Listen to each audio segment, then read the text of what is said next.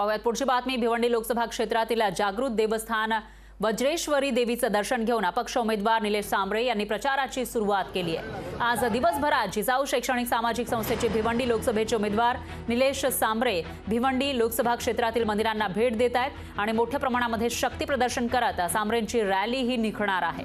भिवंडी लोकसभा क्षेत्रात तिरंगी लढत यंदा पाहायला मिळणार आहे। तर निलेश सांबरे यांनी मोठ्या प्रमाणामध्ये जोर पकडल्याचं चित्र या ठिकाणी दिसून येत आहे। याच विषयी त्यांच्यासोबत बातचीत केली आहे आपले प्रतिनिधी शुभम कोळी यांनी। भिवंडी लोकसभेचे अपक्ष उमेदवार निलेश सांबरे माझ्यासोबत या ठिकाणी आहेत। सर, मोठ्या प्रमाणात प्रचाराला आता सुरुवात झालेली आहे। तुमच्या क्षेत्रातील जे जागृत देवस्थान आहे तिथून दर्शनाची देखील तुम्ही घेतली आणि सुरुवात केली, काय सांगाल एकंदरीत?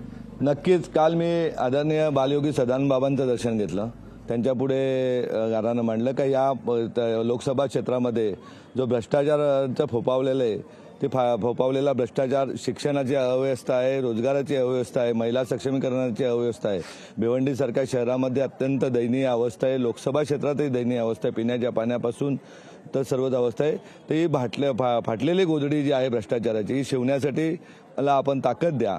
आणि त्याचबरोबर आज सकाळी घोडगाव येथील आमच्या जागृत हनुमंताचं दर्शन घेतलं। या विभागातील नव्हे तर जिल्ह्यातील नव्हे तर महाराष्ट्रातील जागृत देवस्थान आई वजराईचं दर्शन घेतलं। आताच आपल्या नित्यानंद बाबांचं दर्शन घेतलं जागृत देवस्थानाचं।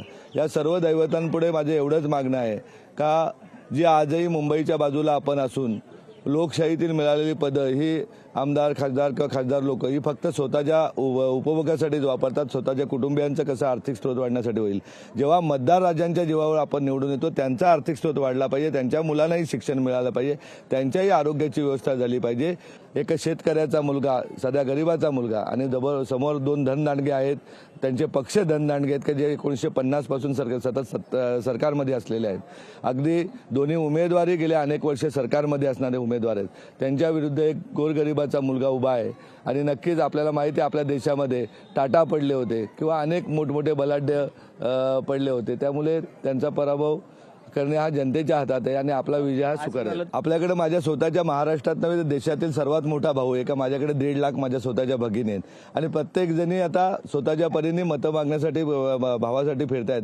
त्यांना माहिती आहे त्यांचा भाऊ राजकारणाचा व्यवसाय नाही करणार, मिळालेला खासदार झाल्यानंतर स्वतःचा धंदा वाढवण्यासाठी नाही करणार, तर गोरगरिबाला जे गेले 15 वर्षभर काम सुरू आहे, 8 CBSE स्कूल आहेत, एक हॉस्पिटल, 130 बेडचं, 45 स्पर्धा परीक्षा लायब्ररी आहेत, 31 पोलीस अकॅडमी आहेत, याप्रमाणे गावगाव मेडिकल कॅम्प घेतो। त्याप्रमाणे सरकारला या गोष्टी करायला हव्या का प्रत्येक गावामध्ये एक लायब्ररी निर्माण करेल, प्रत्येक गावातून महिलांना मोठ्या प्रमाणात रोजगार उपलब्ध होईल, एज्युकेशन हब आणेल, अगदी IT पार्क आणेल, अशा प्रकारची व्यवस्था नक्कीच निर्माण करण्यात येईल। आणि मोठ्या प्रमाणात आज दिवसभरमध्ये शक्ती प्रदर्शन देखील निलेश सांबरे यांच्या माध्यमातून जे आहे ते भिवंडी लोकसभा क्षेत्रामध्ये करण्यात येणार आहे।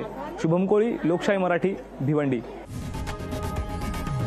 लोकशाही मराठी, ऐका, पहा, जागरूक रहा।